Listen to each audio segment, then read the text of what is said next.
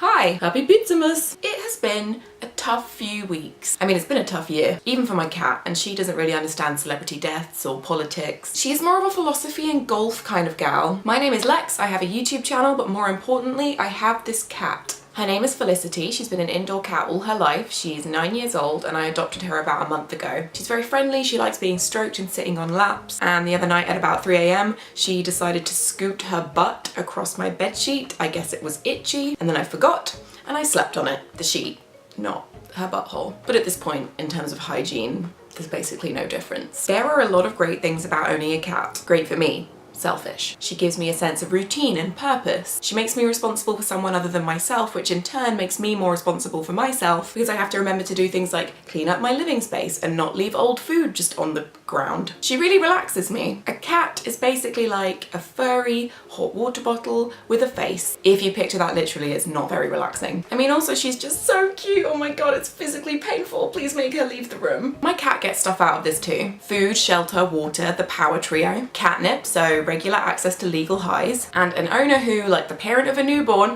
how's it going, Hank, has committed to the fact that they will not get a good night's sleep for a very long time. So I don't mind that she likes to be the little spoon or that she wakes me up in the middle of the night, although she has developed this great trick where she reaches out at about 2 AM and punches me in the face to try and get me to wake up and stroke her. It's so adorable! The more I think about it though, the more it's weird that I've brought this animal into my home. She's domesticated obviously, but I don't think that my bedroom is necessarily her natural habitat. I really don't want to delve into the horrifying depths of the indoor versus outdoor cat conversation. People yell there. But as Fliss has never been outside and she's a bit more senior, she would be in a lot of trouble if I just opened the front door and said, "Go, run, be free, my child. Good luck with the big metal dogs with wheels." If they've never known anything different, do you think they're just like, cool, this is the world, I'm gonna eat some treats given to me by the big stupid talking noodle? Or does my cat look at the very large tall climbing tree that I bought her and think like, what are you trying to pull here? That is not a tree. Something I do find interesting is the difference in lifespan. I looked up the lifespan of a rabbit and it said 8 to 12 years domesticated, 1 to 2 years in the wild. In the wild, animals are fighting for food, mates, survival, sometimes it's cold, they can have untreated illnesses and injuries, predators are always giving them heck, nobody lets them eat a small bit of cheese if they've been good that day. Is it better to have a long, comfortable life that's not necessarily instinctive to you, or to have a short, natural one where you run free, terrified, with no idea what cheese even is? I am of course just talking about domesticated animals, obviously, not like